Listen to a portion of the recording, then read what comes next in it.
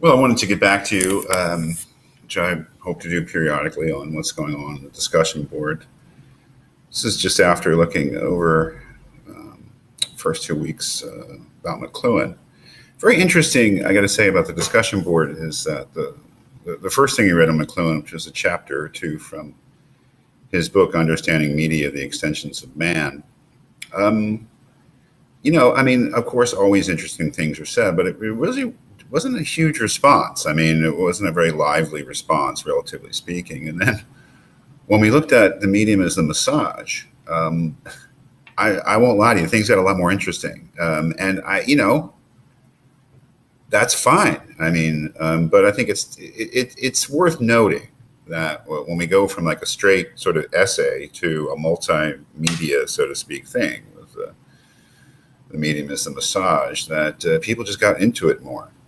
Okay, maybe that, whatever that means, I don't know, but it probably means something. But so I think most of the stuff, if not all of the stuff that I picked out, came from the first week of reading The Medium is the Massage.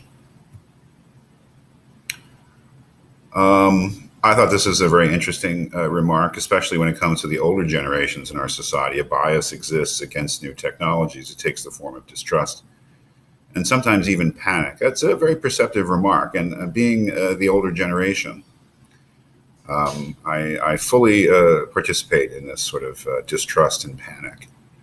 I mean, it's not like, the internet's been around. The thing about the internet, it's been around for a long time. I mean, obviously the roots of it go back half a century, really, to the DARPA net, ARPANET. But so I mean, internet has in its in its smaller, primitive, really, form, has been around longer than us, basically longer than you, but really came in the 90s in a big way, where the average person like me would actually get an internet connection. So it's not like, it's this newfangled thing, but certainly my generation, it's not really internet per se, it's social media that makes us panic. And maybe there are, I don't know. I think I've met younger people who are panicked by social media, people who use it and have very ambivalent feelings towards it. But I think this bias against new technologies is exactly what McLuhan was talking about. The reluctance to acknowledge that the world has changed.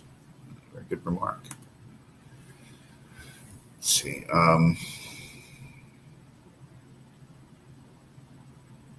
Well, I mean, I found this remark, again, a sort of generational thing. Let me just read it. Well, McLuhan believes that we are looking back, which is, big. That's right. The message, the stagecoach and the cowboys in the rearview mirror, and the notion that, as he says, that the content of every new medium is an old medium.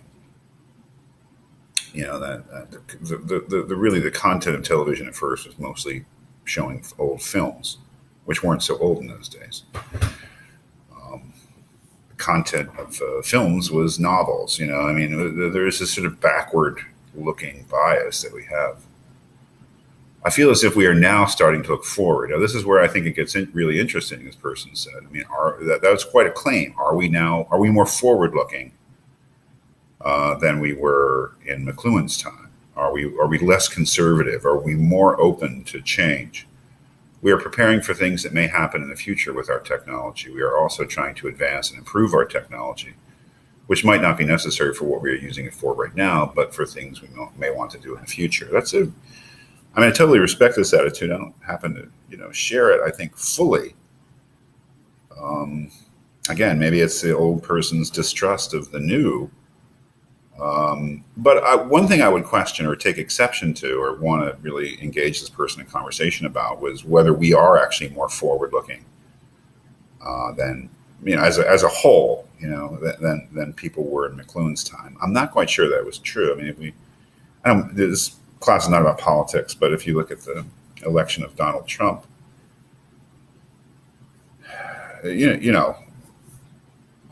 what a disaster. I mean, I'm sorry. There's no other way to put it, but it seemed to me that a lot of the people who were motivated to vote for Trump or voted for Trump were motivated by, this sort of compulsion to try to turn back the clock in some kind of twisted way. I don't know, man. So I think it's a really interesting remark and a very interesting subject, which we will certainly be taking up in the next weeks. Yes, everything is instantaneous. I think this person was remarking about their own world, contemporary world, but that instantaneousness is exactly what McLuhan was getting at. And he makes a remark somewhere.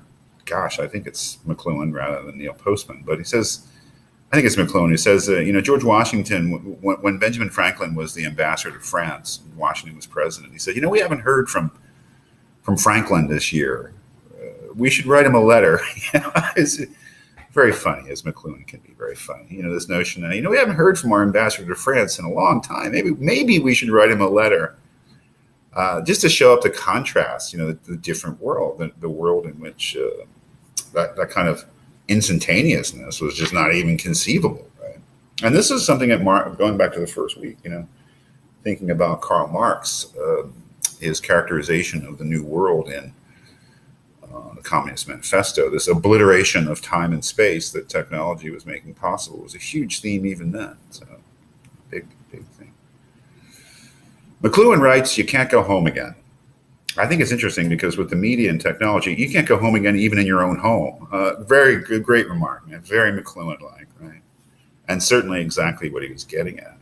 This was about education or about the family. And this person mentioned McLuhan's characterization of our parents as those two fumbling experts.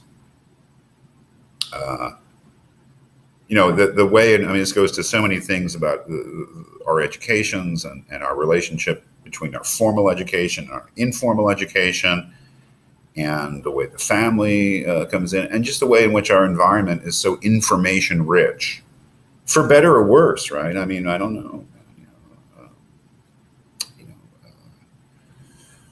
Again, this sort of involvement and the way in which communications has pretty much killed formal education. I don't know.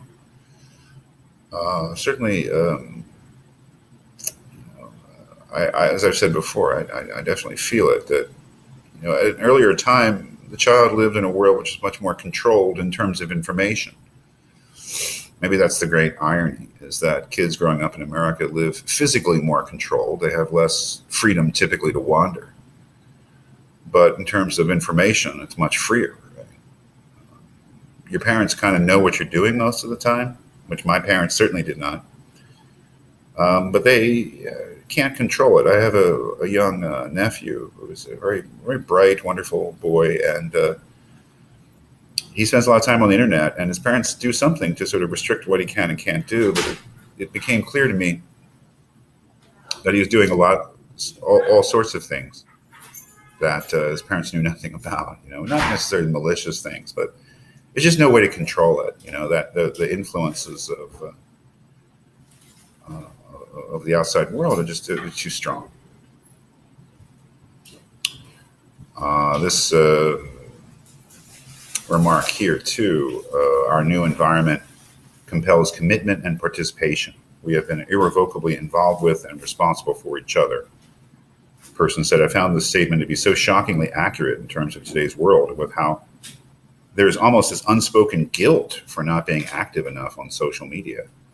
It becomes common to see someone's lack of presence in social media as a negative thing. It's almost as if you have to maintain a level of participation sometimes that a lack thereof would signal that something is wrong. From personal experience, my friends have checked up on me before when I would disappear from social media for some time. Now that's saying, again, social media does seem to be a furthering of the kind of involvement that McLuhan was talking about. But as a person who doesn't use social media, who understands it only in its most basic terms, I found this remark very interesting. The idea that you would feel guilt if you hadn't kept up things, that you have a duty to do that, and your friends would worry about you. It on the one hand, it's crazy. On the other hand, it makes perfect sense. If your fundamental way of relating to your friends is through social media, and they disappear from social media for any length of time, It's the most natural thing in the world to feel concern